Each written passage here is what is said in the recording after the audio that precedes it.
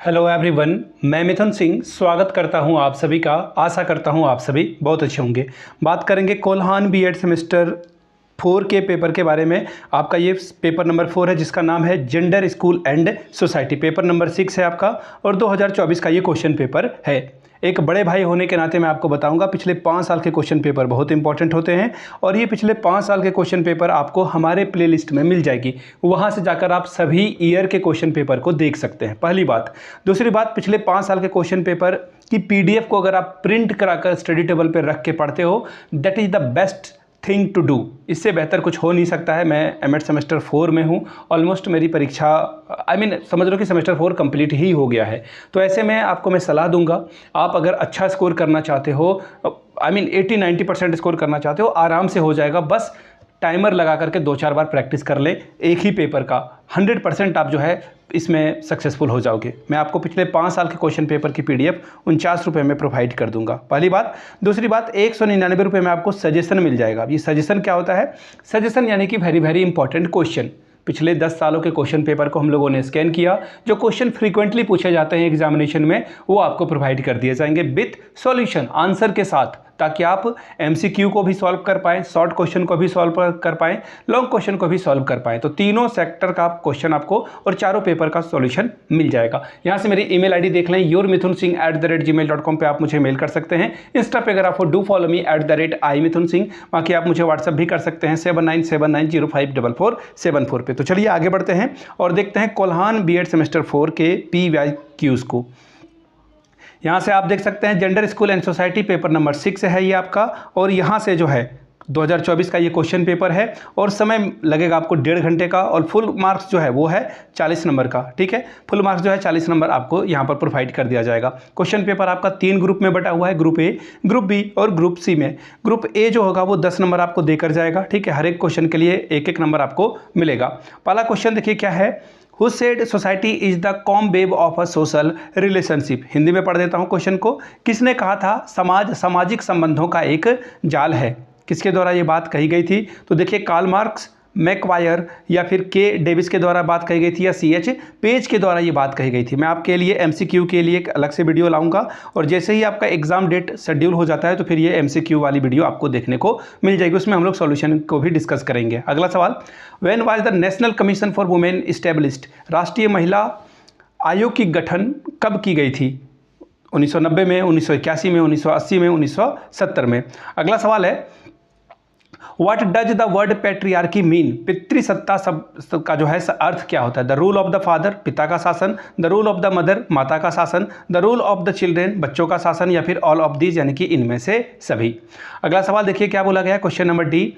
To prevent domestic violence against women the act domestic violation prevention act was made. महिलाओं के खिलाफ घरेलू हिंसा को रोकने हेतु घरेलू हिंसा जो प्रतिषेध नियम है वो कब बना था? 2000 में, 2005 में, 1956 में, 1961 में। अगला सवाल देखिए क्या है, क्वेश्चन नंबर ई।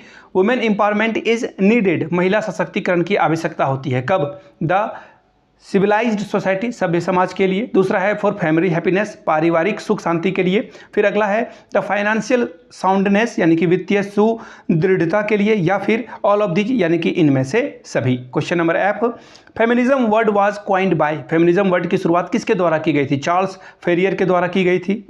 इन्होंने जो है पहली बार कही थी। दुर्खिम ने कहा था, रूसो ने कहा था, या फिर प्लूटो ने इसके बारे में अपनी बात रखी थी। Question number G, when was feminism started? नारीवाद की शुरुआत कब हुई? 72 में, 1972, 1872, 1910, या फिर 1837 में। अगला सवाल है देखिए क्वेश्चन नंबर एच।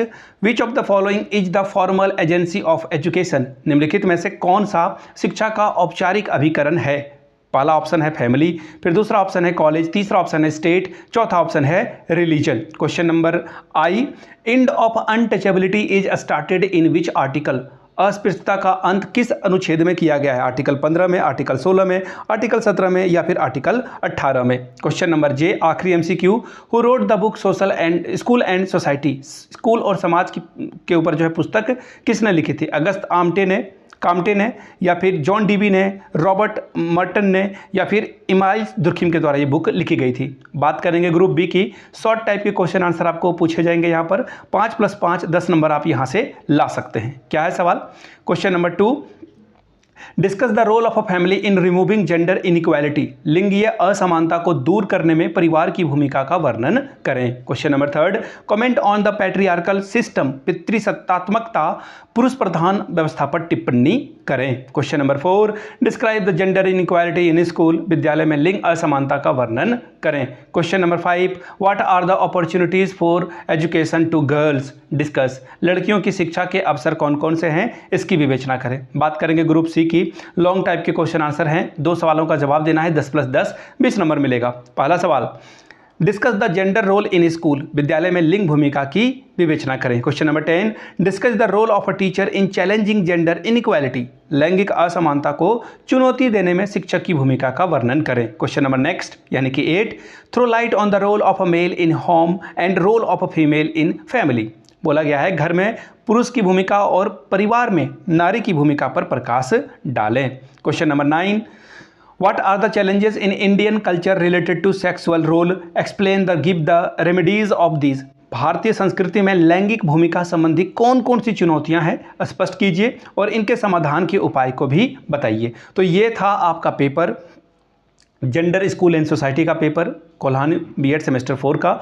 अगर आपको पिछले 5 साल के क्वेश्चन पेपर चाहिए तो ये आपको 49 रुपीज़ में अवेलेबल करा दिया जाएगा। दूसरी बात, 199 रुपये में आपको सजेशन मिल जाएगा, जिसमें कि हम लोग सभी पेपर को कवर करेंगे। पेपर हिंदी इंग्लिश दोनों में होगा, तीनों सेक्शन में MCQ, short question, long question, सबको हम लोगों ने कवर किया है और बहुत ही क्वेश्चन जो है एग्जाम में वो बहु लड़ भी जाते हैं। यहाँ से मेरी email ID देख लें, yourmithunsingh@gmail.com पे आप मुझे मेल कर सकते हैं। इंस्टा पे अगर आप डू फॉलो मी @iMithunSingh, बाकी आप मुझे व्हाट्सअप भी कर सकते हैं 7979054474 पे।